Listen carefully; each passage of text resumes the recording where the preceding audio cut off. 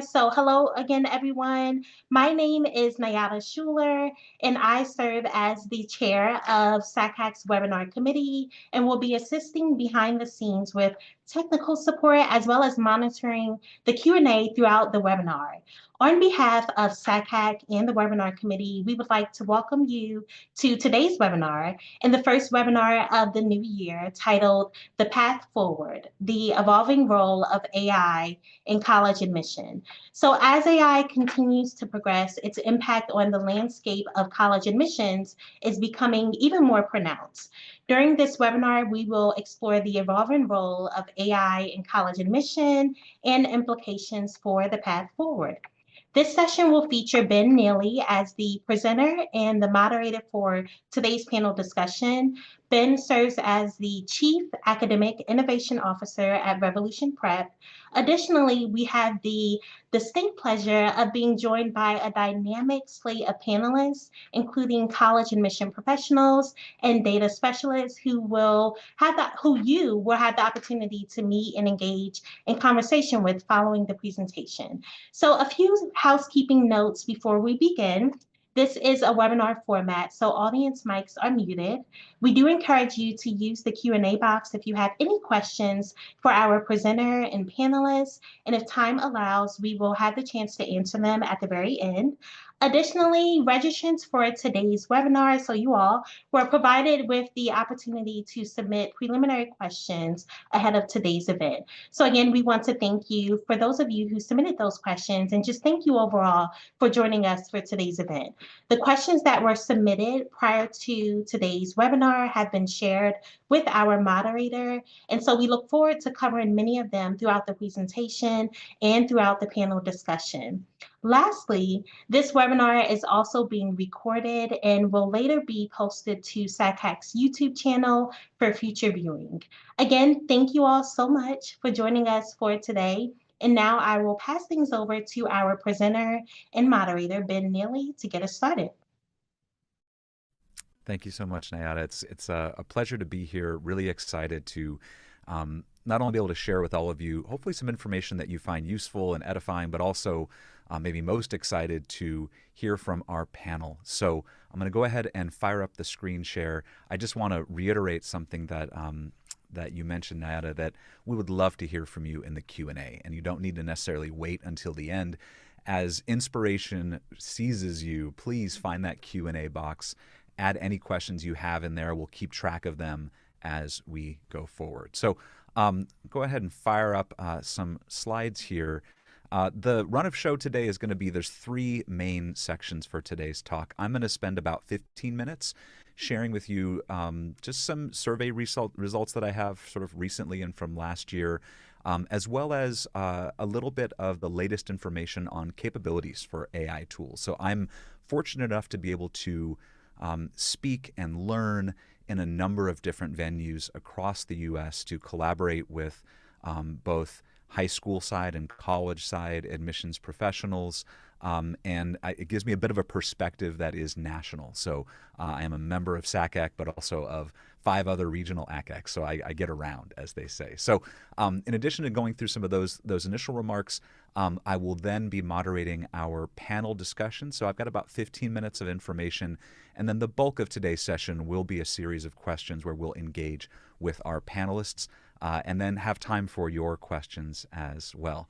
And no, I see the question in the chat, is this AI? I am not AI, but I have played around with the virtual AI voice generators from 11 Labs, and they are powerful and terrifying. I don't have any examples to show you, but maybe that could be another talk. So first thing I want to hit on, I've been doing surveys on this topic for the last year. It's also an area of personal interest for me. I am a parent. I have a high school senior who attends Santa Monica High School here in California. So I've been very keen to see how adoption has progressed when it comes to students and specifically using these AI tools in regards to the college admissions process. So did a survey last year, did another one this year. This is a national survey of seniors. This is, just to give you some sense for the sample demographics, I would say it's shaded towards a wealthier demographic. probably 60% independent school students, 40% public school students who live in wealthier zip codes. Samples about 300 students, pretty similar distribution. And you can see that a year ago, seniors, about a third, were saying they used AI for something related to college admissions. We've crossed the 50% mark. So more students than not used an AI tool for something related to college admissions. Now, this question is purposefully broad and vague, and it could mean a lot of different things. So I don't want us jumping to the conclusion that this means every single student in their senior year is heavily using AI for every aspect. This might mean that they poked around with it for 30 minutes in the research process. The other thing I asked last year and again this year is what did they use AI for? And I gave them about 8 to 10 different options, and really these same three came up as the top three both last year and this year, and that is research. So this could be the preliminary components that go into building lists or thinking about maybe where might I want to go visit, like what does my pathway look like potentially. That is now, according to this sample, the most common purpose that they're using AI for, with 40% of the seniors that I heard back from indicating that they used AI tools to do research. And then a full third of them saying that they used AI tools to either write or edit or revise essays related to the college application process, which is obviously a pretty significant chunk of students. And then lastly, general advice. And I think in some cases, these are students that either don't have a high degree of personalized college counseling support, or they do, but it's a teenager's hours. It's midnight on a Saturday night and they're wondering something. Rather than try to reach out to their college counselor, they are accessing AI tools for better or for worse to try to learn things about the college admissions process. The other group of constituents that I spend a lot of time with besides students, and in this case I don't have survey data for you, but I have some qualitative observations, are high school counselors. So I moderate a number of regional advisory boards, and I've given regional lunches where I discuss and hear from college counselors and academic counselors about how they feel about AI. Are they using it? Why would they? Why wouldn't they? And I've seen a really pronounced change from last year to this year. So late 23 versus late 24. I do a very simple raise your hands and tell me your level of familiarity or usage.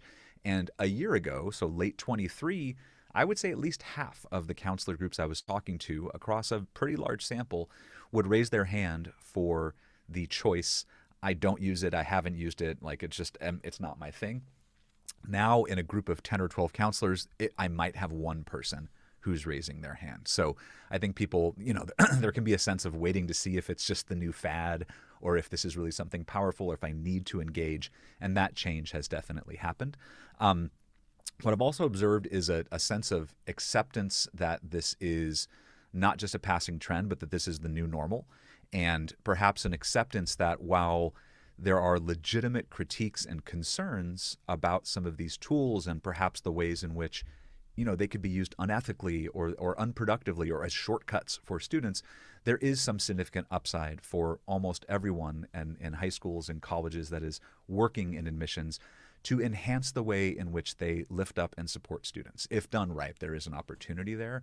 Admittedly, I've been a bit of an evangelist for that as well, so I would be very clear about my potential bias. And then the other thing I'm observing from last year to this year in terms of counselors is a real diversification of how AI tools are being used. So late 23, it was really common to just hear, hey, I used it to edit or produce first drafts of letters of rec, or to help, with some light guidance on giving feedback for a student's personal statement. I just had the AI read it and digest it, right? That was the overwhelming use case in late 2023. Now, increasingly, I'm finding that each counselor has their own niche, which is to be expected. They're individual humans, that you have some using it for data analysis, for helping students that, in certain populations might have a preponderance of interviews to do for highly selective colleges, for which that's a part of their process, as well as starting to feature it in some early list building. I know a number of counselors where with this year's seniors, they intentionally inserted a prompting and AI process at the very early stages of list building to try and give their students an ethical use of AI that empowered them to do some of that investigation and seeking and searching on their own. So that's been a big change. Overall, the kind of framework that I have been using or seeing with educators, not just counselors, but classroom teachers, is we all start when there's a disruptive technology in education, we all start by being afraid of it because we don't know it. How does it work? What is it? I don't get it. It's alien to me, and therefore I fear it. And again, I'm painting with a broad brush here. Not everybody might feel this way, but that tends to be where we start. We then start to understand it. Okay, now I know how it works, and typically then I start being worried about it being misused. I think I feel deeply for English and history teachers across the country where they literally have this new opponent in their quest to try to do legitimate education of their students, right? So there's this real concern of that. I think then you come to terms with that and you start to see, okay, I don't love this part of it, but what is the potential for this to enhance my work with students, to bring efficiency and balance to my work and to what I'm doing? So where's that upside? And then finally starting to really embrace that there is an opportunity for each individual personally, for organizations to find the right way to integrate this. This is a cliched example, but I was a math student in the late 80s and early 90s when graphing calculators became,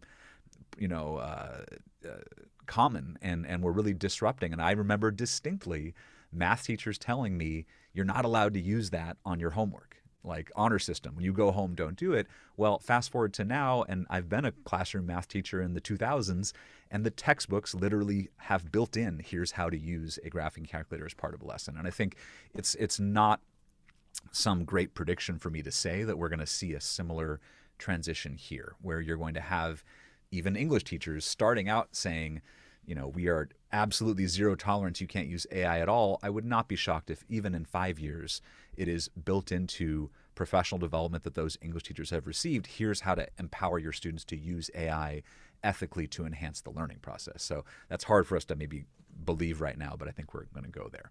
So that's where I've seen shifts around students and counselors. We are going to hear our panel has a substantial representation from college side professionals, so I'm eager to hear from them in today's talk.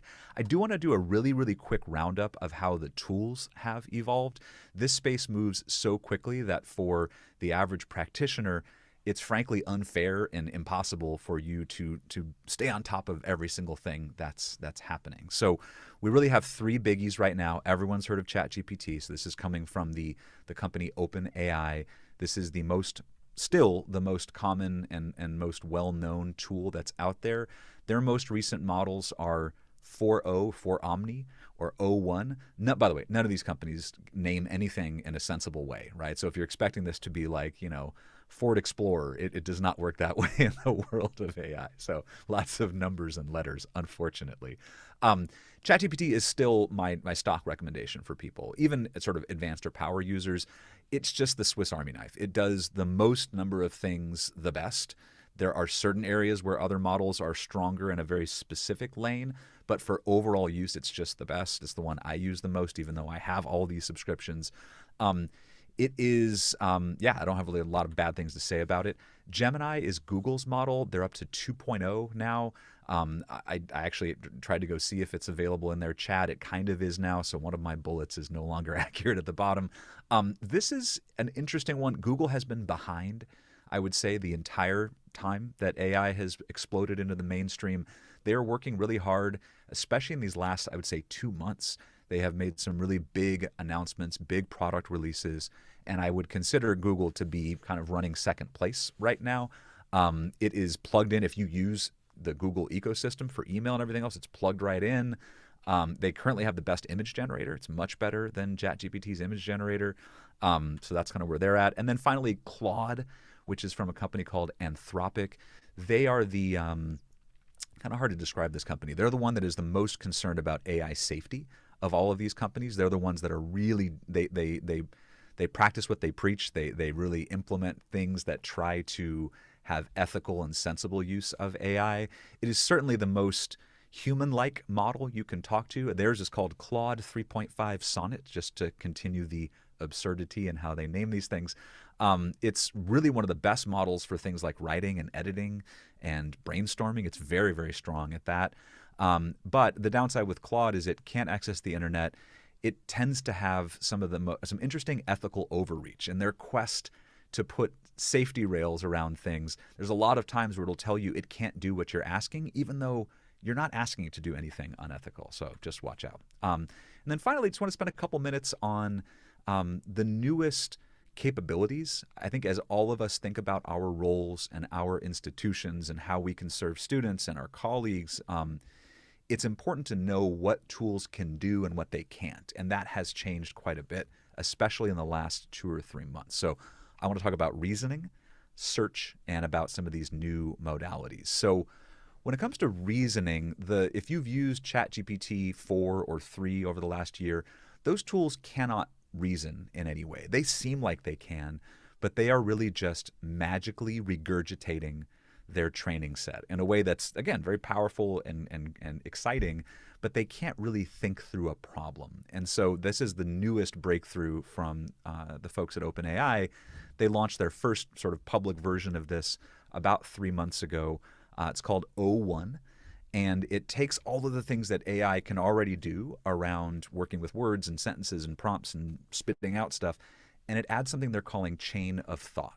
And chain of thought is their attempt to try to think like a human does. So if I gave you a challenging problem, if I said, hey, we've got 3 kids in this van and we need to take a tour to these 4 colleges at this time, here's the traffic, here's all these constraints, you would have a certain approach. You'd start, okay, what's the information I have? I'd do a trial solution. I'd evaluate that solution or whatever else, right?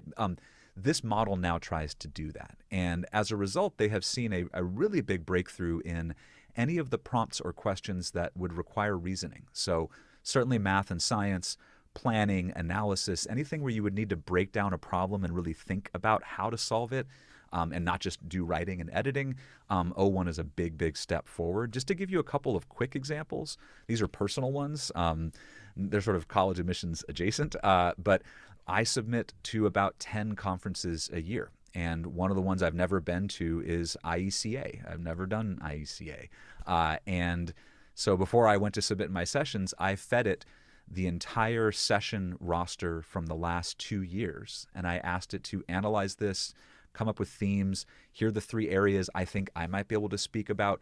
Give me titles and descriptions that are most likely to be accepted based on what has been there before. And one big thing you'll notice in these reasoning models, if you start playing around with them, and by the way, O1 is available right now. It has been for some time. It is, however, for paid plans, and that is a $20 a month commitment. At this point, if you're on this webinar and you are not paying yet for one of these models, I would probably recommend it. I don't make any commission off of that, but I think the value you get out of it is substantial.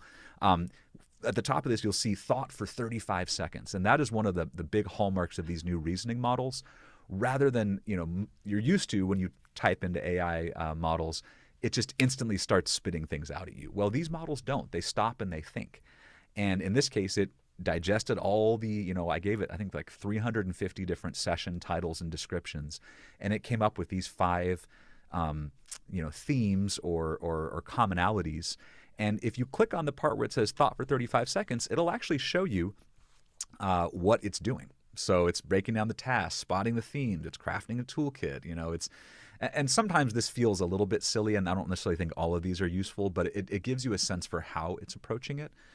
The other thing, and I mentioned earlier, English and history teachers having a challenge with AI. Well, if you aren't aware, we now have a problem in math and science with AI and students as well. So O1, according to the folks who know better than I do, now performs at math and science at the level of a, quote, mediocre PhD student. And I don't know about you, but a mediocre physics PhD student is still a very, very strong physics reasoner. And so if you aren't aware, if you have friends that are STEM teachers, they need to know that they're no longer safe from AI. So I was a physics major. My son is in a very challenging AP Physics E&M with calculus class, and he'll come to me and say, Dad, help me with this, charge distribution question. And I'm like, son, it's 8 p.m. on a Wednesday, and I haven't done this in 24 years. So I'm sorry, but I don't know. You gave me 2 hours. I could go back and relearn this. So I gave him this prompt, and it now will take the hardest questions and not only, get to an answer, but really help him understand why he can't get to that answer. So again, this is the sort of thing that these reasoning models do that just wasn't possible before. Next big thing is search. So usually when you use AI, it is using its training set, which is a big chunk of data that may be 6 months old, 12 months old, 18 months old, hopefully not 18 months old. And so there are times when you're doing research or trying to understand things where you need the latest information. So the two big names here are Perplexity and then, again, ChatGPT. Google has this as well. I don't find them to be as strong yet. But these tools are important. It's good to think about your prompts when you are doing something that requires that freshest information. So I think about things like testing policies around standardized testing and admissions that change every 6 months depending on the school. Those data sets that come out need to be fresh. You would want to make sure you click that little search button in ChatGPT. So these tools have an inertia towards using their training set because that is cheaper for them to fulfill. So you kind of have to force them to go use the internet when it makes sense. And then the last big change is some new modalities. And the two main ones, one is advanced voice mode, which is in ChatGPT. If you haven't played with it, I think it might be on the desktop app now, but the place where I always use it is on the iPhone app. I believe they have an Android app as well. You do, I believe, also have to be a paid user to get the advanced voice mode. I am showing you a picture of Joaquin Phoenix from the movie Her, because if you haven't used this, it is very good now. I think one of the challenges in the previous versions of voice with AI was that there was a big latency, a big delay when you would talk to it, it would talk back. This new advanced voice mode is eerily like talking to a person. And so the use case I have used it for is if I'm doing some brainstorming or some writing and I want to use ChatGPT, I'll put my earbuds in, I'll be out for a walk with my phone in my pocket, and I can just carry on a conversation with ChatGPT, and it keeps all of that as a transcription. So when I get back to my computer, I have everything. But it's now seamless enough that it really is like a conversation. Where I worry around this is with our lonely teenage generation right now, that this is starting to, we've seen some of the news stories, it's becoming realistic enough that it will start to, I worry, supplant authentic human engagement and relationships. But that's where we're at right now. And then finally, if you do a lot of writing or editing in ChatGPT, they now have a mode called Canvas. It's kind of subtle. It may not have popped up. So for Canvas, rather than a series of like chats where there's an output stream and then your input stream, Canvas allows you to, it's more like a Google Doc where it freezes in place the body of writing that you are working on, and you can highlight parts of it. And as I'm showing you an example here, I had a transcript of something, I highlighted it, and then you can type in a prompt and tell it, hey, tweak this or summarize this, shorten the words on this. So it's not a revolutionary breakthrough or anything, but it does make things like editing and revision a lot more seamless rather than it spitting out the whole entire document to you again as you go. So I do encourage you all to check those out as you go.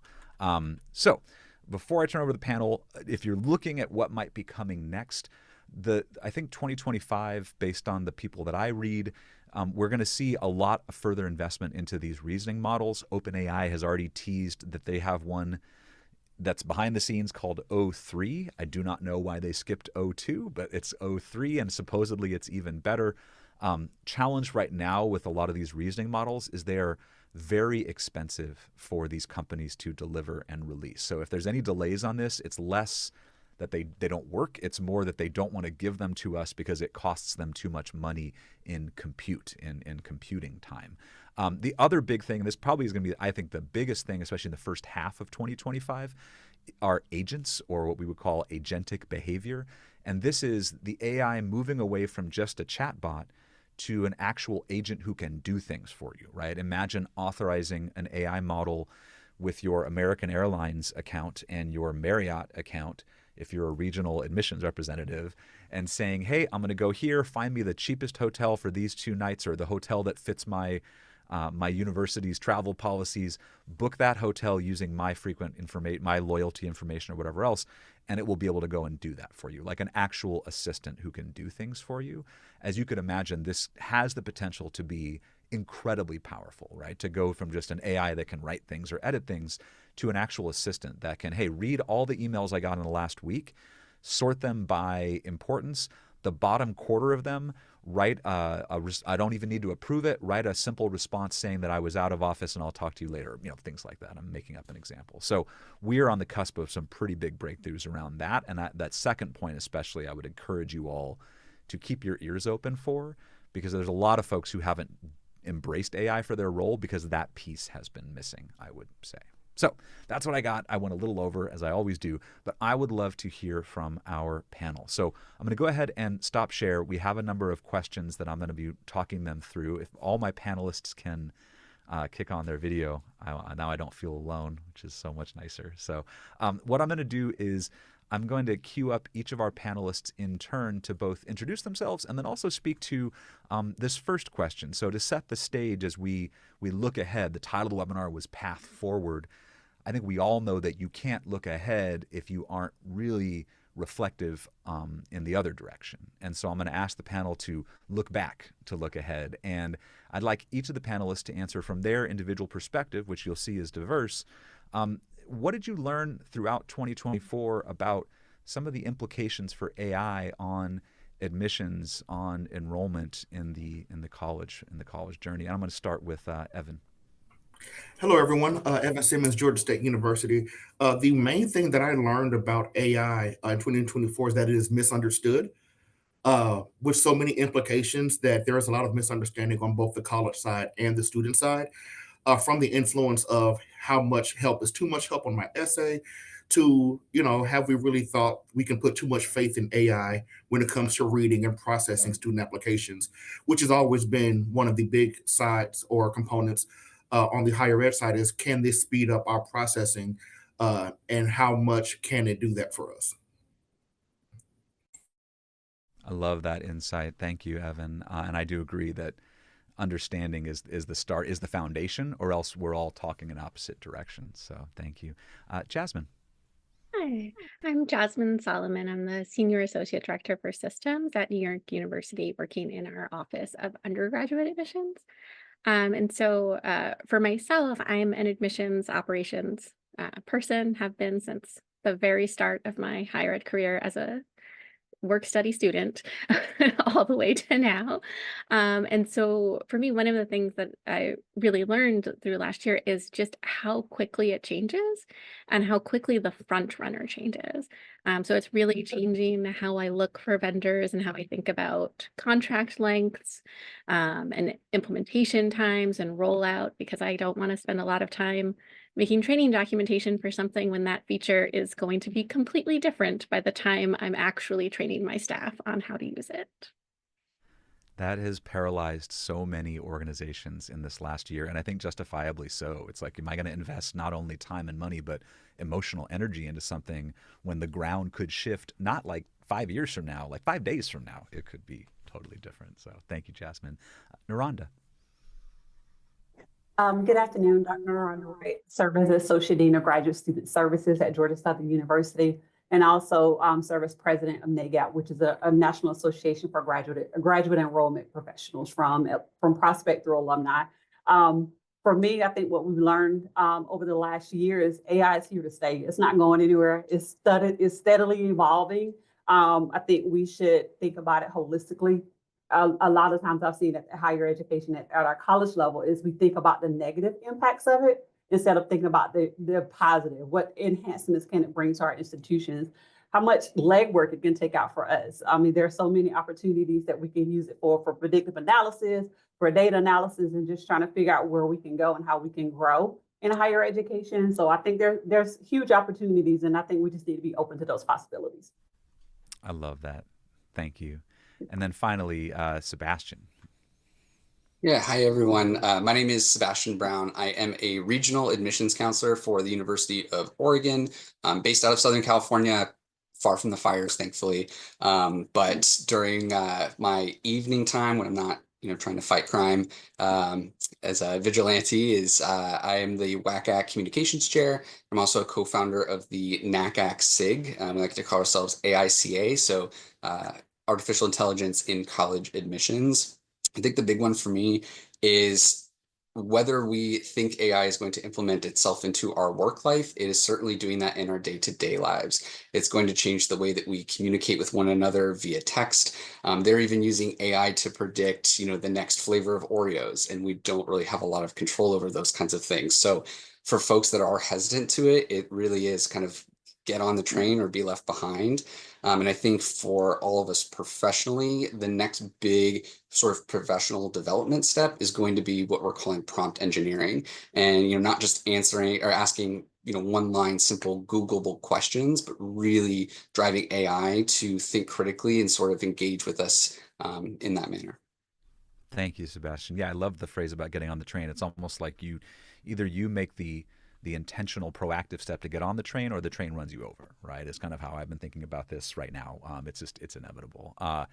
Thank you all for that. I want to turn to, I think one of the areas, we got a lot of questions from registrants about this as well, and it was in our internal question set around the application review process. And I think each of you has a different lens on this, whether it's graduate, undergrad, operations, reading. But I would love to, I think the emotion behind this question always comes down to humans want to continue to trust and believe that there is a humanity in a beautiful, messy human subjectivity in the admissions journey, and that by introducing AI, we are not just sucking all of that out and now it's just robots making decisions about humans. I mean, that's what people are really scared of. So I would love to hear from anyone who wants to jump in.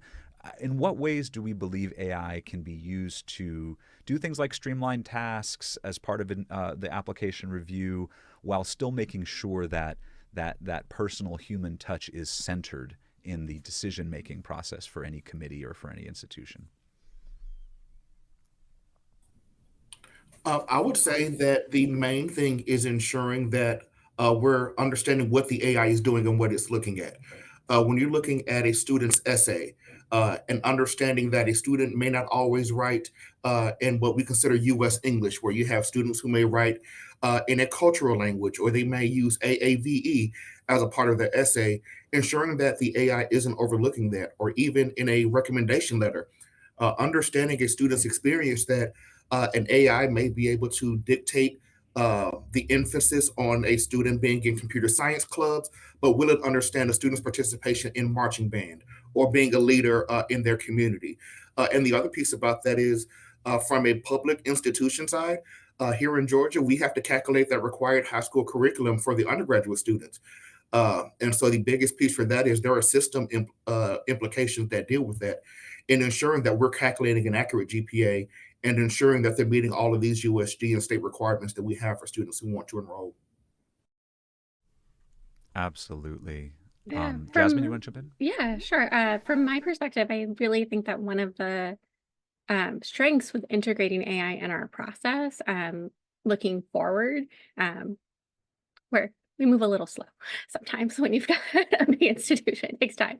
But looking forward, something I'm looking forward to with AI is where it really shines with analyzing massive amounts of data very quickly that is quantitative data, not the qualitative pieces, but taking transcripts from literally around the world and being able to code it to understand the different educational systems, understand the different grading, and give me back a GPA that is in fact apples to apples with other applicants, so that our readers, our humans, can spend that human time with a qualitative thing and not spend hours of their lives trying to figure out this transcript from a school they've never seen before and figure out what that grading scale means and read the school profile details.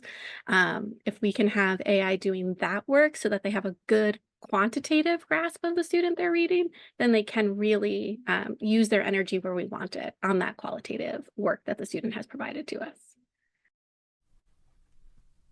I love that. I think that when AI is at its best, it is enhancing humans doing human work. And in that situation, it's totally reasonable, or it would be unreasonable to expect that an admissions counselor could have a encyclopedic knowledge of every single student's context, where they come from, what that grading is like. To Evan's point, their writing, their specific dialect and language, like that's not fair for any human to have, but it would be fair for an AI to develop an understanding of that. So I love that. I love that.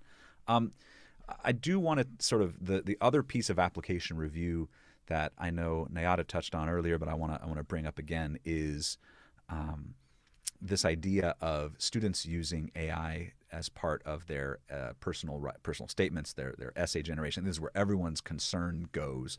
Probably something like half of the pre-submitted or a third of the pre-submitted questions were around this. Are colleges using AI detection? If so, are there false positives? Are any of those any good?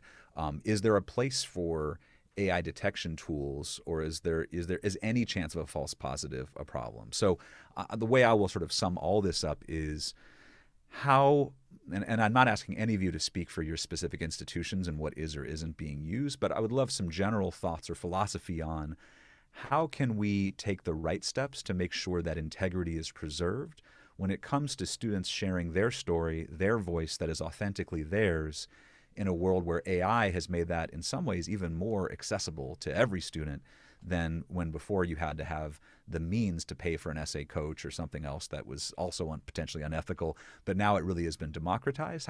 How can we think about that part of the application requirement and the review process? Yeah, but I think that's a really challenging question, right? I saw someone's question in the Q&A was, what are the colleges doing to help students sort of understand this process? I think universities, if they haven't started to discuss what their policies are already, they're very far behind. And we truly owe it to our high school students to set very clear expectations.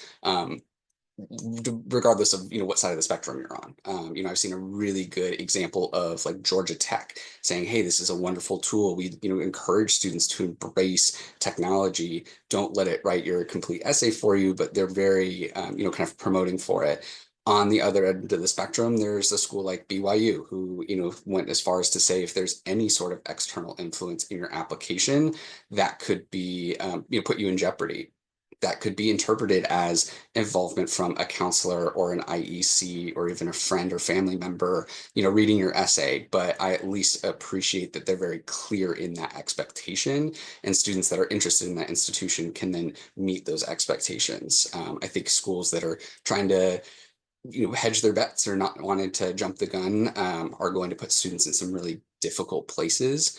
There is a question about like AI detectors. Yes, there are schools that are using them. I think it's heavily ironic that they're saying we're going to use AI to detect you using AI, and that just doesn't feel fair at all. And I think that's one of the most disappointing parts of AI that I've seen right now is how inaccurate those are.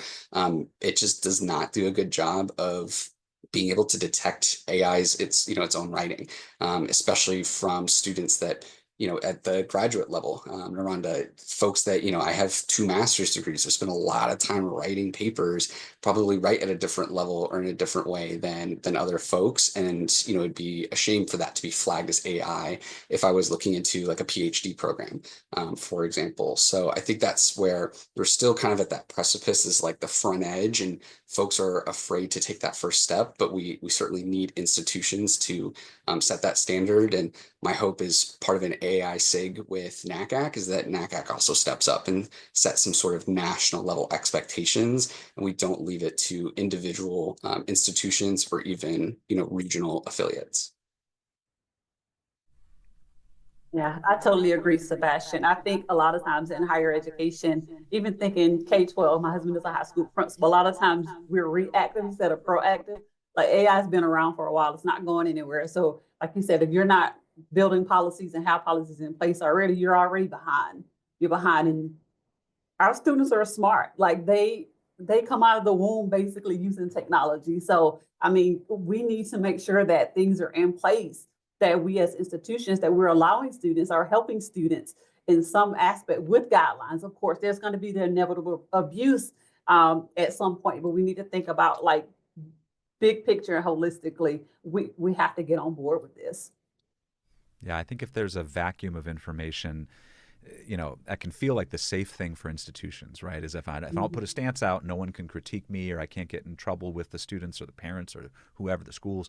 But when you don't have that clear policy or that clear guidance, misinformation tends to fill that void very rapidly. Those students are going to Reddit and College Confidential and TikTok, and the counselors are going to their one friend at a different school, and so on. And so I just strongly endorse what Naronda and Sebastian both said on this. I think it is, you got to take that courageous step and say, here's what we do. And I would love to see NACAC come out with some kind of a standard. I think that's a fantastic idea.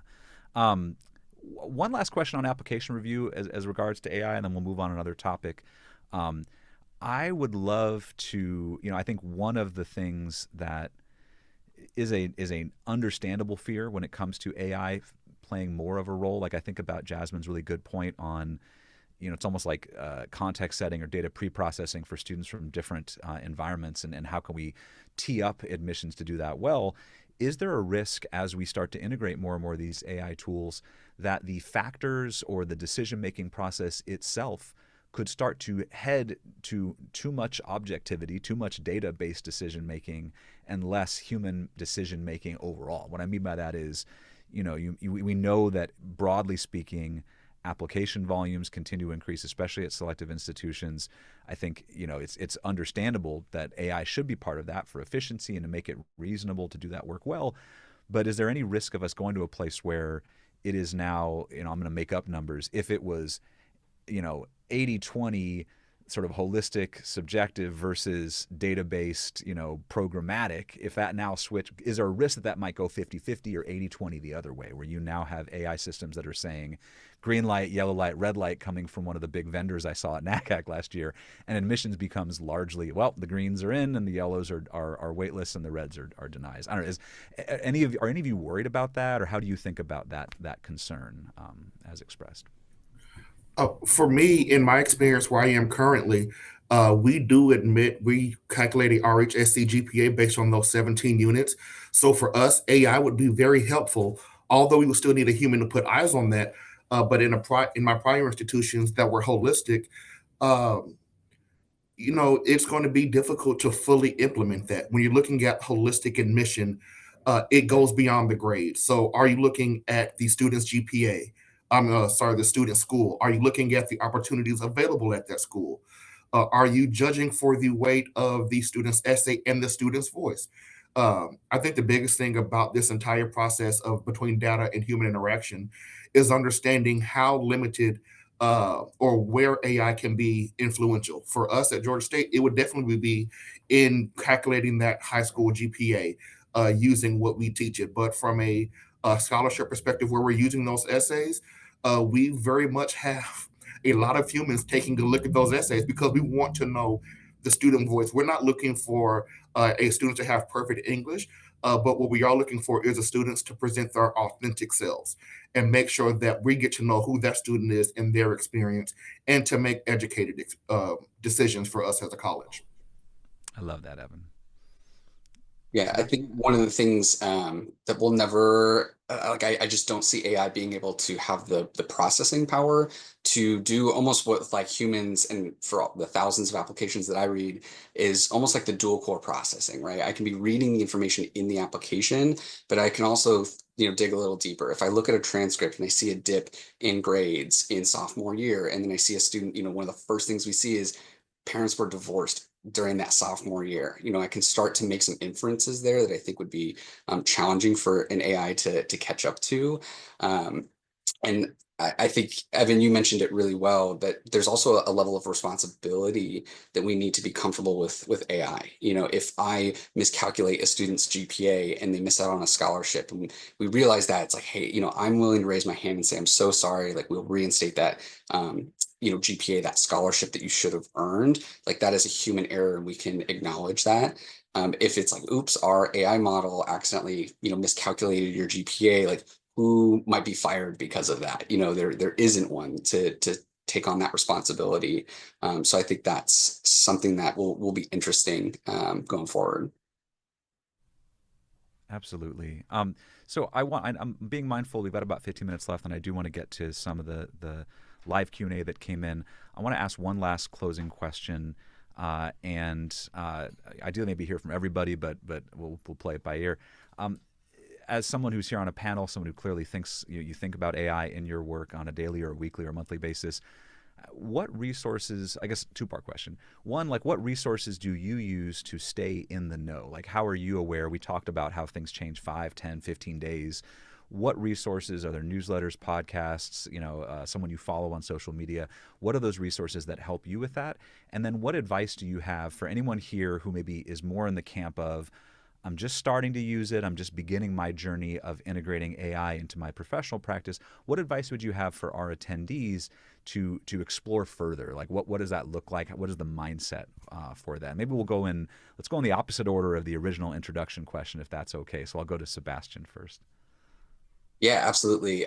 That's one of the things I love about our new AI group is I'm really shocked and excited about how collaborative folks are. Initially, when we started this group, I thought everyone's gonna be like, we have this AI chatbot, and we're not gonna sort of give you the secret on how we created that, and that certainly has not been the case.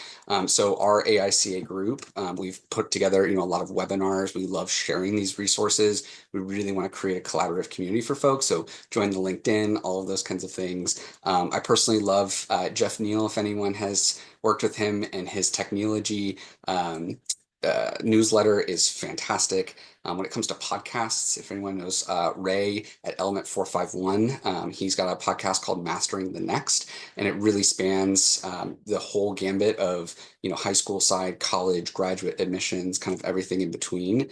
When it comes to some of the getting used to it, I like to tell folks, be a kid again, have fun with it, play with AI. My parents, bless their hearts, they, had to raise me in an era where I was very much a wild child. And I always say that's WHY. I would ask why about everything constantly. And I'm sure I was a huge, pain. And you can do that with AI, and it will never tell you to go, play with your sister and kind of push you along. You can ask it incessant questions, and it will always be there for you. And so I started my AI use with a lot of kind of the Pareto principle. It's like, hey, if I need to learn 80% of something with just 20% of the most important information, help me with that. It will give you prescribed workout plans or fun and exciting things to cook in the kitchen. Like, have some fun with it first, and then as you get a little bit more comfortable with it, you're going to start to find really unique and creative ways that you can leverage AI, maybe in the workspace. I love that. Naronda?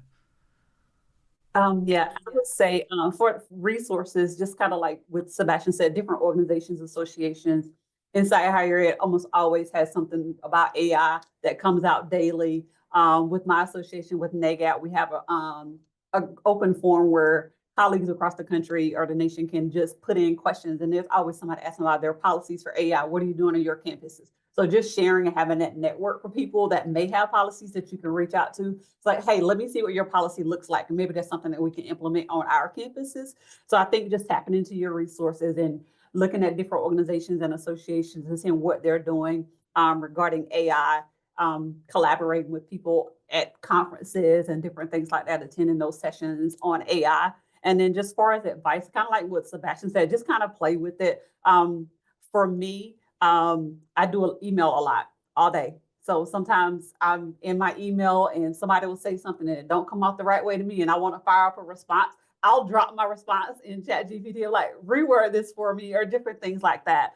And then even just like you said, just play with it. There are so many opportunities with it. When I finished my doctorate degree, one of my friends was like, hey, you should do a podcast with your doctorate degree, with your dissertation. And I was like, all right, this is my dissertation title. Give me a podcast format. And it spit out in like 2 minutes, a full podcast outline. So I think the possibility is there. So just see what it is, tap into it, use it for your emails or recipes or whatever you can use it for. Just tap into it and just play with it, and it'll eventually be embedded in you. You can use it in your daily life with work and personal. I love that. Thank you. Jasmine?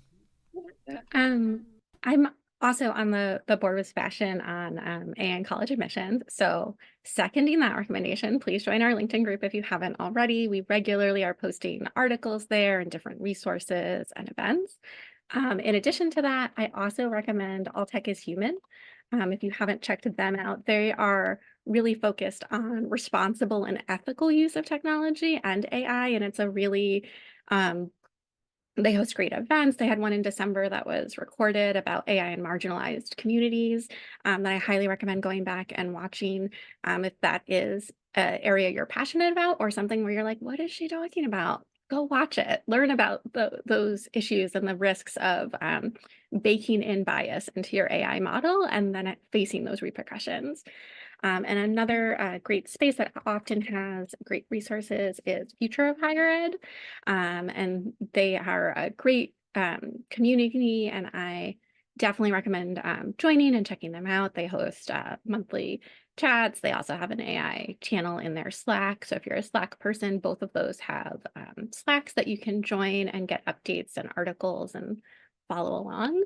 And then as far as how to get started with AI, it really is just jump in with both feet. I recommend asking if you're not the technical person at your institution, the people who are, like, what are the AI tools in the tools I'm already using? You might already be using AI every day, but think that you aren't just because you don't know that an AI feature has already been rolled out in your tool. So like if you are a Slate school, guess what, buddy? You're using AI every day. It's already in there. They've released a few features. A lot of CRMs have it baked into them now. If you receive TOEFL scores, you're using AI. They're using it for their fraud detection. And so are some other testing agencies. So it might already be part of your professional life, but you're just not aware of it yet. And the other thing I would recommend is looking into courses on AI. LinkedIn Learning has a bunch of courses that if your institutions have heard of, you can take for free. There's free ones you can audit on Coursera. Just instead of enrolling and paying, choose the little auditor option and you can go through the course for free. So there's lots of courses out there if you are more of a book learner. There was a great one by Superhuman AI. I'll find the link and drop it in. I really enjoyed that course because it had a lot of good prompt exercises that it walks you through how to do so you can learn that prompt engineering.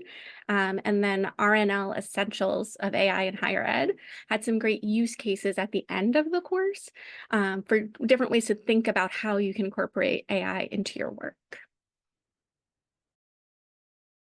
That's an awesome collection of resources. Evan. I will say that everybody else has given phenomenal responses to the first question. And I will not second them because they listed literally everything. But I will say about jumping in, I would say, like Sebastian said, play with it, but play safely. In my position, student data security is top of mind for me in everything that I do. And so before download that spreadsheet out of Slate, remove that identifiable information. Because as powerful as AI is, if you leave, you can take the name out, but if you leave enough information in there, you know, it's enough to be dangerous. As we saw, one of the top browsers that we're probably all using now, they said their incognito mode was private, and it was not. And so when we're thinking about this, we have to play safely and really understand and make sure, like, is this AI product ethical? Is it taking any information and storing it somewhere that I may not know about? Because at the end of the day, we as admission professionals on the college side will always be accountable for the student data that we hold.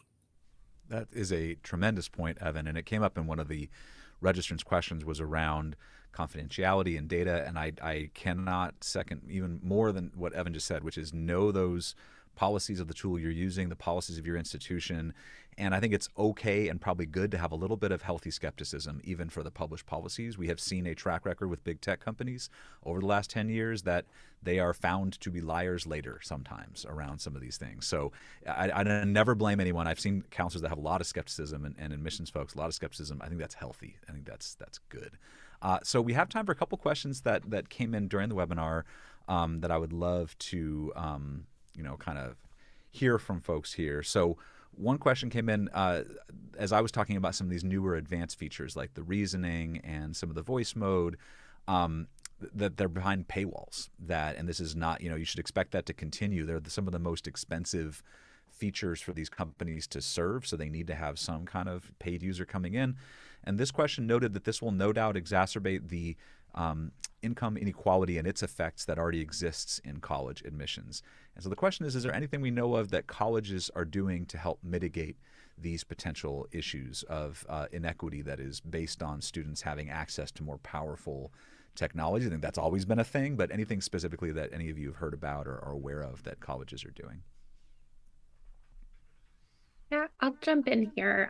For us at NYU, our NYU IT department is going through a pilot phase of trying to figure out what generative AI tool will become the tool that we use. And then just like we're a Google for Education school, we will become a whatever AI tool that is school, and it will be available to all of our staff, faculty, and students to help level the playing field there, and we'll become experts in it and able to help our students use it.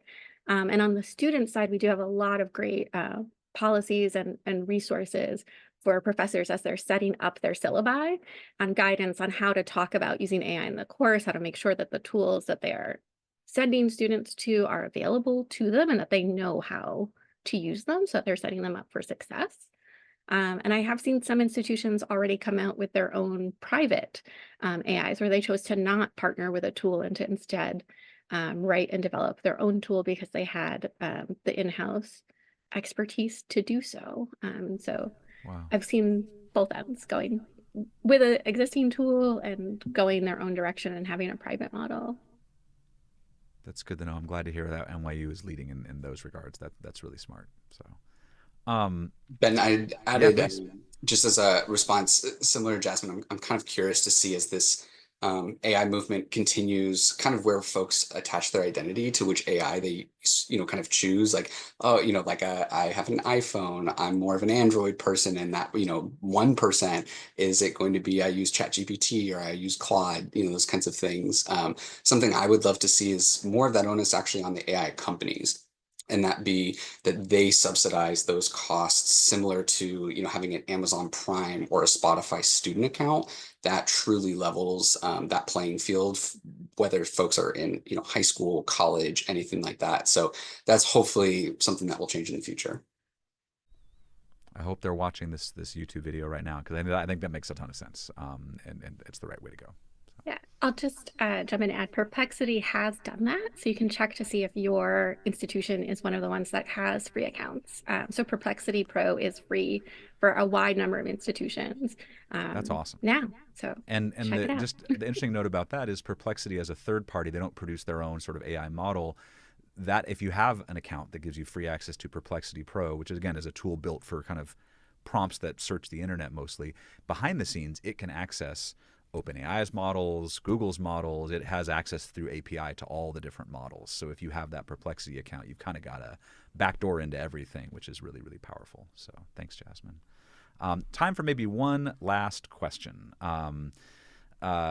Let's do, I guess and I maybe may not have a great answer for this question, but how, and again, none of you work, I think, in high schools, but if you were speaking to a high school counselor, how might they ensure that students are genuinely writing their own work? Because I think, unfortunately, there are cases where the counselor believes that's happening, but they can't trust it fully. They don't know. So sometimes we're hearing from this question that counselors will threaten that these admissions offices use detectors. They have this policy, but they're not sure that that's even true and that they're even accurate. So any sort of final thoughts or messaging that you could give to counselors to give to their students to help them stay on the true and straight path of producing their own writing as part of the admissions process? I will say that in my prior experience of reading essays holistically, I found that those who use editors or AIs, they generally just tended to provide just this standard, nice looking essay, but it didn't give a story. It didn't give us something to connect to. And that's why you'll always hear me talk about student voice. And so, as a counselor, read that story if you have time and say, hey, give a little bit more depth here. Because the AI cannot fully account, again, for that student's own life experience. And what is important to a student and what's important to an AI may not always come through. Me in high school, I was a band nerd. And at my previous institution, they were like, what is a band captain? and nobody had any concept for what that was. And I explained to them, these are the responsibilities of a section leader, of a band captain, of a drum major. And they were like, okay, now we see the importance. And so, tell that story. Don't try to fit in. Make yourself stand out by being authentic to yourself. And at the end of the day, we know that admissions is more competitive year after year. And we just have to understand that regardless of whether you use AI or in your authentic voice, those decisions are going to come down the pipeline. And many of us don't have any power to change that. And I know we're at time, I'll make this quick. I think Naronda said it perfectly earlier, is that we need to give students examples of, how not to use it and abuse it, but also good, healthy examples of how AI can be almost like that exoskeleton. It's not doing the work for you, but it is providing some additional sort of support and framework. I have to use the example 2 weeks ago, I read an essay of a student who's like, my Italian grandmother is like the nucleus of our family, and our monthly, family dinner at her house is so important to us, and her lasagna is everything. And as I'm reading this essay more and more, it's like, yeah, it was difficult when lasagna was away, and when lasagna would crack jokes at the table, it's like, oh my God, AI thinks lasagna is a person, and it kind of gave lasagna this like actual persona, and it was like this student didn't proofread their essay at all. This is one of the funniest essays I've ever read, probably unintentionally, but it was incredible. I'm like, man, if only they had proofread just a little bit after the first paragraph, I think they would have caught their own mistake. But shout out to lasagna, great family member. But I think that's I can say I'm very sad when lasagna is away too. I'm just going to say that. So, I want to say this. Just thank you to all the panelists, Evan, Jasmine, Naronda, Sebastian. Really, really appreciate your insights. And I want to say thanks to Nada and the entire webinar committee and SACAC for hosting this. Nada, I don't know if you're around. I think I was going to turn it back to you for our close, but thank you all so much.